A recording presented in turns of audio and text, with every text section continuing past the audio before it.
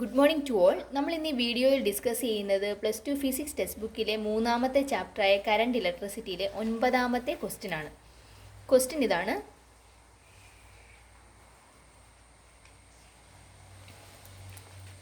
Determine the current in each branch of the network shown in figure. Figure തന്നിട്ടുണ്ട്, നമുക്കപ്പോൾ അതൊന്ന് വരച്ച് നോക്കാം. വരച്ച് നോക്കിയിട്ട് ചെയ്യാം.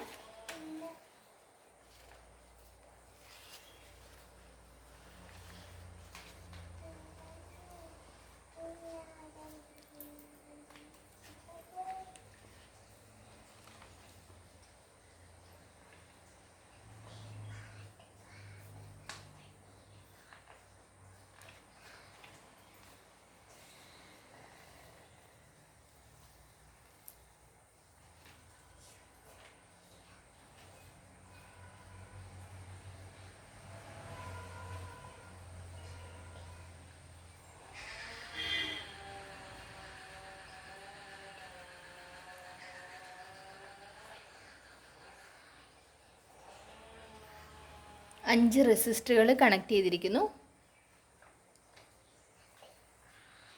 ഫിഗറിനകത്ത് ഈ കോർണേഴ്സിന് പേര് തന്നിട്ടുണ്ട്: ABCD. ഇതിലെ എയും സിയും തമ്മിൽ ഒരു സെല്ലുമായിട്ട് കണക്ട് ചെയ്തിരിക്കുന്നു ഒരു റെസിസ്റ്റർ ഉപയോഗിച്ചുകൊണ്ട്.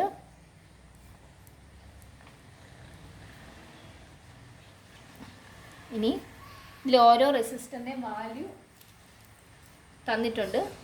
ഇത് 10, 5, 5, 5, 10, 10. ഈ സെല്ലിൻ്റെ EMF 10 വോൾട്ട് എന്ന് തന്നിട്ടുണ്ട്.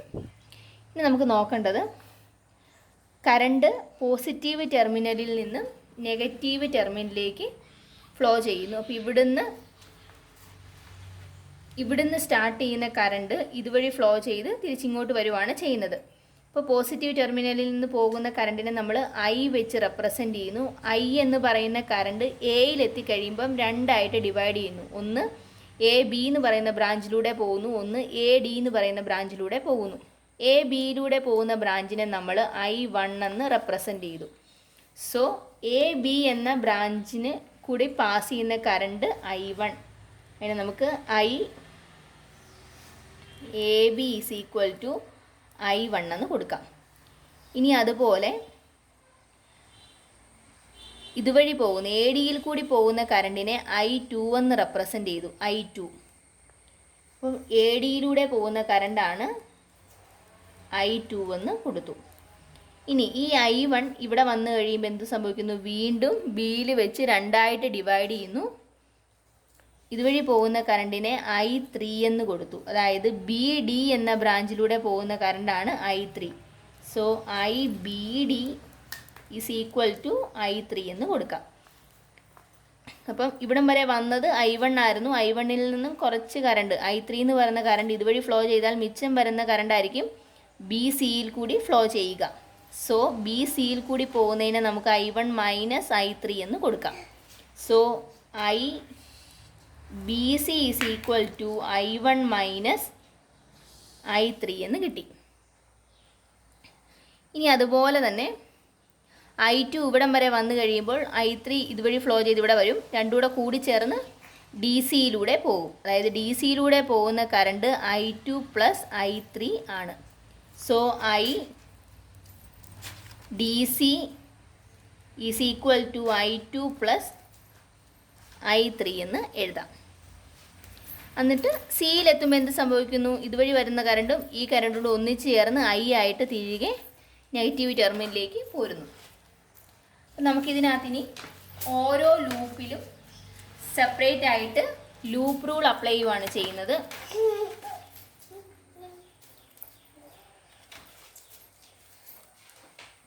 ആദ്യം നമ്മൾ ലൂപ്പ് ABDA എന്നുള്ള ലൂപ്പ് എടുക്കുന്നു.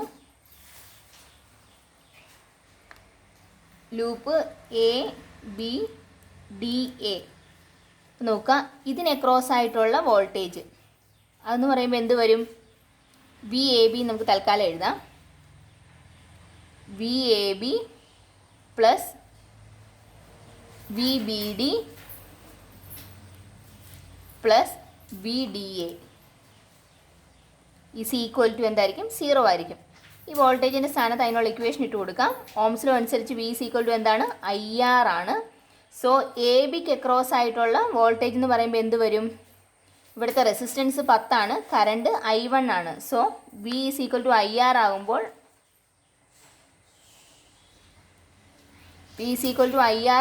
ഇവിടെ എന്ത് എഴുതാം? 10I1 എന്ന് കൊടുക്കാം. VBD എന്ന് പറയുന്നത് എന്ത് വരും? ഇതാണ്. അപ്പോൾ ഇവിടുത്തെ വോൾട്ടേജ് എന്ന് പറയുമ്പോൾ എന്ത് വരും? 5 × I3. ഇനി അടുത്തത് VDA എന്ന് പറയുമ്പോൾ ഇവിടുത്തെ വോൾട്ടേജ് ആണ്, അതെന്ത് വരും? 5 × I2 എന്ന് വരും. പക്ഷേ ഇവിടെ ഒരു വ്യത്യാസമുണ്ട്. എന്താണ്? ഇത് I1ഉം I3യും ഈ ഡയറക്ഷനിൽ സെയിം ഡയറക്ഷനിലാണ് ഫ്ലോ ചെയ്യുന്നത്. I2 എന്ന് പറയുമ്പോൾ ആ ഡയറക്ഷൻ അല്ലാത്തത് കൊണ്ട് തന്നെ ഇവിടെ -5I2 എന്ന് കൊടുക്കണം. Is equal to 0. ഇനി ഇതിൽ നിന്നും ഇതിൻ്റെ മൊത്തത്തിൽ നമ്മൾ 5 വെച്ച് ഡിവൈഡ് ചെയ്യുമെന്ന് വിചാരിക്കുക. Dividing by 5. അപ്പോൾ എന്ത് വരും? 2I1 + I3 - I2 is equal to 0. ഇതിന് ഇക്വേഷൻ നമ്പർ 1 എന്ന് വിളിച്ചു. ഇനി നമുക്ക് അടുത്ത ലൂപ്പ് എടുക്കാം. ലൂപ്പ് BCDB എന്ന ലൂപ്പ് എടുക്കുന്നു. BCDB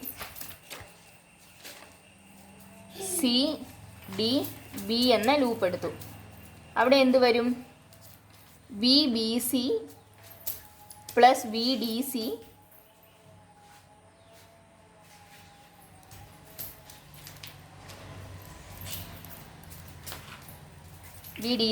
+ VBD is equal to 0. ഓരോന്നിൻ്റെ സ്ഥാനത്തുള്ള വോൾട്ടേജ് ഇട്ട് കൊടുക്കാം. അപ്പോൾ എന്ത് വരും? ഇവിടെ 5 × I1 - I3 എന്ന് വന്നു. 5 × I1 - I3. VDCയുടെ സ്ഥാനത്ത് എന്ത് വരും? 10 × I2 + I3.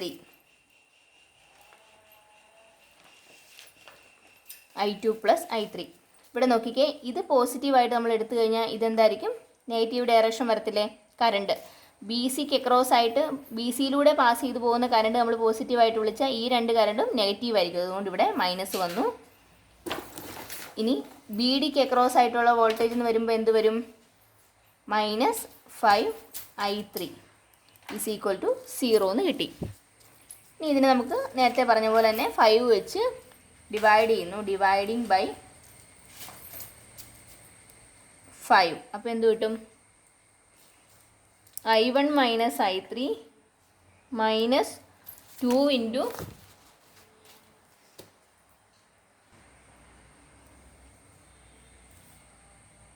× I2 + I3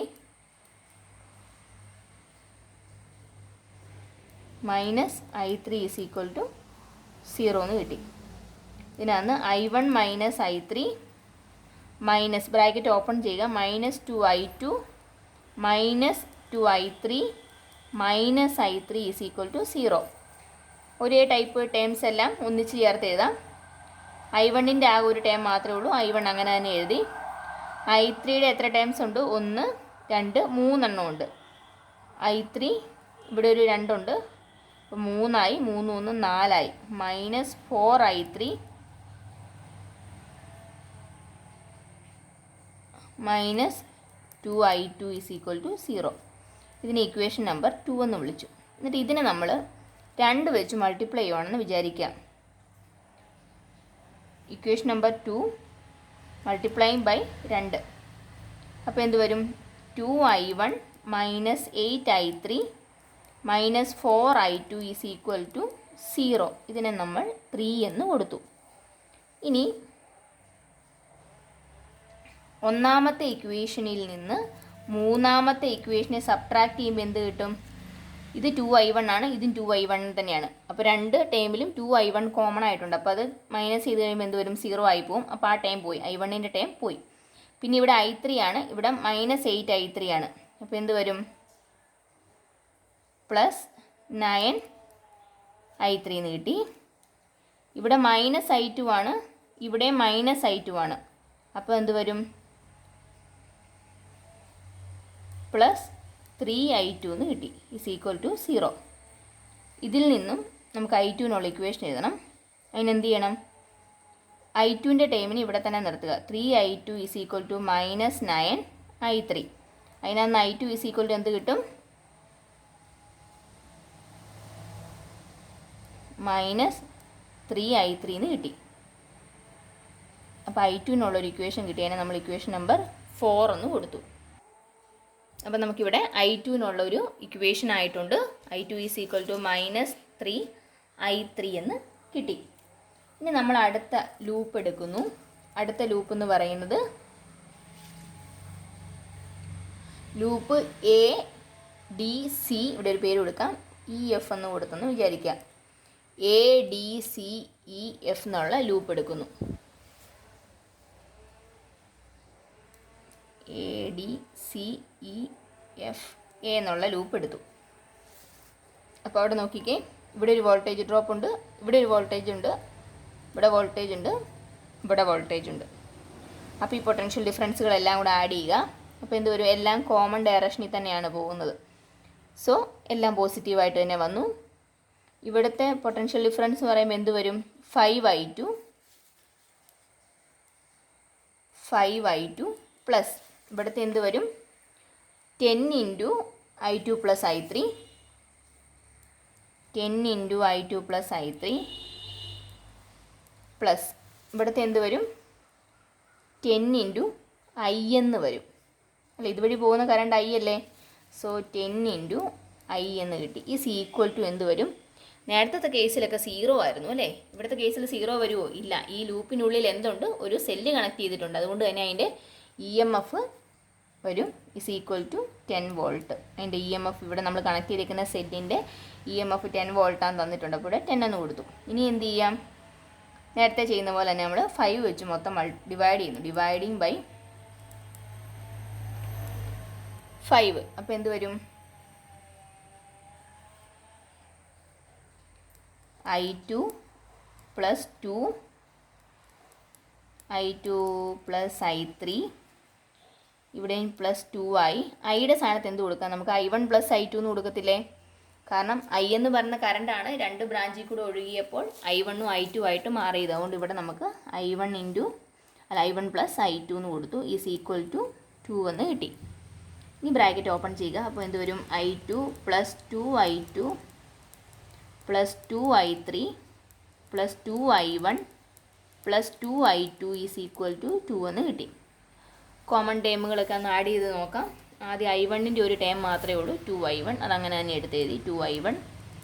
ഇനി പ്ലസ് I2-ൻ്റെ എത്ര ടേം ഉണ്ട്? 1, 2, 3 ടേം ഉണ്ട്. അതായത് ഇവിടെ 1 ആണ്, 2, 3I, 3, 2, 5. 5I2 + 2I3 is equal to 2 എന്ന് കിട്ടി. ഇനി നമുക്ക് I2-ൻ്റെ സ്ഥാനത്ത് എന്ത് കൊടുക്കാം?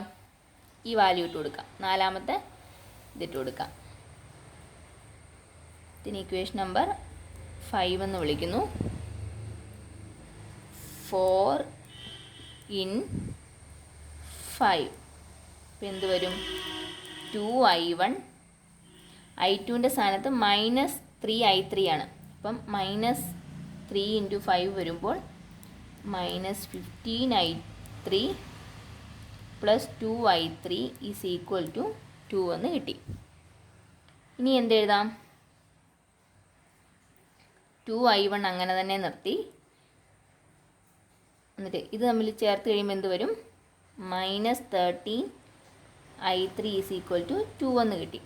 നമ്മൾ ഇവിടുന്ന് I1-നുള്ള ഇക്വേഷനാണ് ഉണ്ടാക്കിയെടുക്കാൻ പോകുന്നത്. സോ ഈ I3-നെ ഇപ്പുറത്തേക്ക് എടുക്കുക. അപ്പോൾ എന്ത് വരും? 2I1 is equal to 2 + 13I3 എന്ന് കിട്ടി. ഇനി ഇതിൽ നിന്നും I1 ഈസ് ഈക്വൽ ടു എന്ത് വരും? 2 വെച്ച് ഇവിടെ ഡിവൈഡ് ചെയ്യുക. അപ്പോൾ 1 + 13/2I3 എന്ന് കിട്ടി. അപ്പോൾ I1-നുള്ള ഇക്വേഷനും ആയി. അതിന് നമ്മൾ ഇക്വേഷൻ നമ്പർ 5 എന്ന് വിളിച്ചു.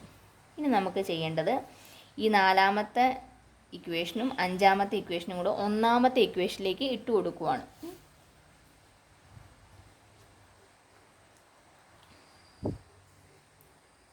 4 and 5 in 1.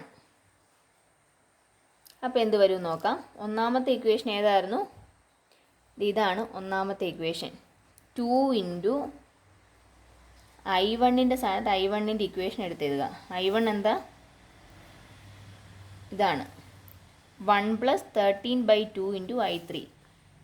1 + 13/2 into I3 plus I3 ആണ് അടുത്ത ടേം, അതങ്ങനെ തന്നെ എഴുതി. I3 minus I2. I2ൻ്റെ ഇക്വേഷൻ എന്താണ്? -3I3 എന്നാണ്. അപ്പോൾ ഇവിടെ -I2 ആയതുകൊണ്ട് ആ മൈനസും ഈ മൈനസും കൂടെ വരുമ്പോൾ പ്ലസ് ആയി. പ്ലസ് 3I3 എന്ന് കിട്ടി. Is equal to 0. ഇനി നമുക്ക് ബ്രാക്കറ്റ് ഓപ്പൺ ചെയ്യുമ്പോൾ എന്ത് വരും? 2 + 13I3 + I3 + 3I3 is equal to 0 എന്ന് വന്നു. അപ്പോൾ എന്ത് വന്നു? 2 + 13 1 14 14 3 17 I3 ഈസ് ഈക്വൽ ടു 0. അതിനകത്ത് I3 ഈസ് ഈക്വൽ ടു എന്ത് കിട്ടും? -2/17 I3 എന്ന് കിട്ടി. I3 എന്നല്ല, -2/17 ആംബിയർ. അതാണ് I3യുടെ വാല്യൂ. സോ നമുക്ക് I3യുടെ വാല്യൂ എടുത്ത് ഇങ്ങോട്ട് എഴുതാം. നമ്മളിവിടെ എഴുതിയിട്ടുണ്ട്. I3 എന്ന് പറഞ്ഞാൽ BDയിൽ കൂടി പാസ് ചെയ്യുന്ന കറണ്ടായിരുന്നു. -2/17 ആംബിയർ.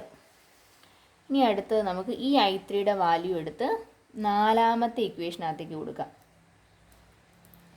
നാലാമത്തെ ഇക്വേഷൻ എന്താണ്? I2നുള്ള ഇക്വേഷനാണ്. അതെന്ത് വരും? I2 is equal to -3 into I3യുടെ സ്ഥാനത്ത് ഇതിട്ട് കൊടുക്കുക. -2/17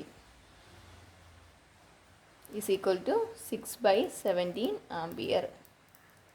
I2ൻ്റെ വാല്യൂ നമുക്ക് കിട്ടി 6/17 ആംബിയർ. അതെടുത്ത് നമുക്കിവിടെ എഴുതാം. I2 എന്ന് പറയുന്ന ADക്ക് അക്രോസ് ആയിട്ടുള്ള ADയിൽ കൂടി പാസ് ചെയ്യുന്ന കറണ്ടായിരുന്നു. Is equal to 6/17 ampere. ഇനി അടുത്തത് ഇതെടുത്ത് അഞ്ചാമത്തെ ഇക്വേഷനകത്തേക്ക് കൊടുക്കുന്നു. അപ്പോൾ എന്ത് വരും? അഞ്ചാമത്തെ ഇക്വേഷൻ I1നുള്ള ഇക്വേഷനായിരുന്നു. എന്താണത്? ഇതാണ്. I1 is equal to 1 + 13/2 into I3 ആണ്. I3യുടെ വാല്യൂ ഇപ്പോൾ എത്രയാണ് നമുക്ക് കിട്ടിയിരിക്കുന്നത്? I3യുടെ വാല്യൂ -2/17 ആണ്. അപ്പോൾ എന്ത് വരും? ഇത് രണ്ടും കൂടെ വെട്ടിപ്പോയിട്ട് 1 - 13/17 വന്നു. ക്രോസ് മൾട്ടിപ്ലൈ ചെയ്യുമ്പോൾ എന്ത് കിട്ടും? 17/13/17, അതായത് 4/17 ആംബിയറിന് കിട്ടും I1ൻ്റെ വാല്യൂ. അപ്പോൾ I1നുള്ള വാല്യൂ നമുക്ക് കിട്ടി 4/17 ആംബിയർ. അതിങ്ങോട്ട് എടുത്തെഴുതുക. 4/17 ആംബിയർ. ഇനി നമുക്ക് വേണ്ടത് രണ്ടെണ്ണം കൂടിയാണ്. ഒന്ന് I1 - I3, ഒന്ന് I2 + I3. ആദ്യം നമുക്ക് I1 - I3 ഒന്ന് നോക്കാം. I1 - I3 എന്ന് പറയുമ്പോൾ എന്ത് വരും? I1ൻ്റെ സ്ഥാനത്ത് 4/17 കൊടുത്തു. മൈനസ് I3യുടെ സ്ഥാനത്ത് എന്താ? I3 എന്തായിരുന്നു? -2/17 ആണ്. അപ്പോൾ മൈനസും മറ്റേ മൈനസോട് വരുമ്പോൾ പ്ലസ് ആയി. ഇസ് ഈക്വൽ ടു എന്ത് വരും? 6/17 ആംബിയറിന് കിട്ടി. അപ്പോൾ I1 - I3 എന്ത് വന്നു? 6/17 ആംബിയറിന് ആയിട്ട് മാറി. അപ്പോൾ നമുക്കതിവിടെ ഒന്ന് എഴുതാം. I1 - I3 is equal to 6/17 ampere. ഇനി അടുത്തത് എന്താണ്? I2 + I3 ആണ് കണ്ടുപിടിക്കേണ്ടത്. I2ൻ്റെ വാല്യൂ എന്താണ്? ഇതാണ്. അപ്പോൾ എന്ത് വരും? 6/17 പ്ലസ് I3യുടെ വാല്യൂ എന്താണ്? മൈനസ് ആണ്. -2/17 ഈസ് ഈക്വൽ ടു എന്ത് വരും? 4/17 ആംബിയർ.